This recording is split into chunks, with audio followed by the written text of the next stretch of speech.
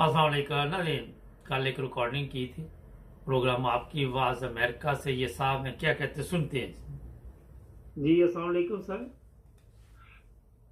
वालेकुम सलाम। तो ये बात ये है कि मुझे जो पाकिस्तान में इन्होंने इमरान खान को नाहक बगैर किसी कसूर के उतारा है, तो बहुत दुख हुआ है। हम दिन और रात इधर करते हैं अपने वतन के लिए, और इधर जब अपने वतन की बुरी बातें सुनते हैं तो दुख होता है। तो ये सब जो जितना भी कसूर है ये इन गद्दारों ने किया मिल के, और ये जो स्टैब्लिशमेंट है जो हलफ लेते हैं वो आपके हम मुल्क के मुहाफिज हैं हम जाने दें, लेकिन जब वक्त आया तो उस वक्त भाग के इंडिया का मिसाइल पाकिस्तान में गिर गया, इनको खबर ही नहीं हुई।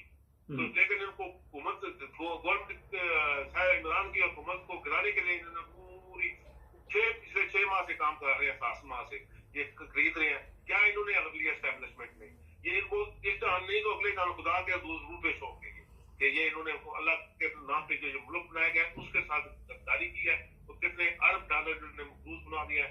तो बड़ा दुख है। और इनको अब मैं तो ये दुआ करता हूँ कि अल्लाह पाक इनको सबक सिखाए। नहीं तो कम से कम ये मैं सोचता हूँ कि जो बाकी इतने आज सबका 200-300 जर्नल हाजिर है और कम से कम 12-13 15-20 को कमांडर है, इनमें से कोई भी नहीं गैरतमंद जो किसी बाजरे को पकड़ ले कि ऐसा नहीं करो। तो बहरहाल अल्लाह पाक मेरे मुल्क पे रहम करे। और स्टैब्लिशमेंट ने नवाज शरीफ और शहबाज शरीफ तो मुस्तनद गद्दार है ना, और गद्दारी वगैरह उन पे तो शक ही नहीं किसी को, लेकिन अभी अपनी फौज पे ये तो नहीं की। हम अपनी फौज के लिए जान कुर्बान हुए। मेरे से फौज के पास से तो मैं जब इंडिया के बॉर्डर पे फौज लगा तो मैं सलूट करता था। अच्छा, ये प्रॉब्लम वही है, एक ही मसला सबका जनाब, कि पाक फौज पे हमें बड़ा मान था, हमें बड़ा फख्र था, मगर बेड़ा गर्क ठंडी सड़क। मिलेंगे नए प्रोग्राम में, सब्सक्राइब करें।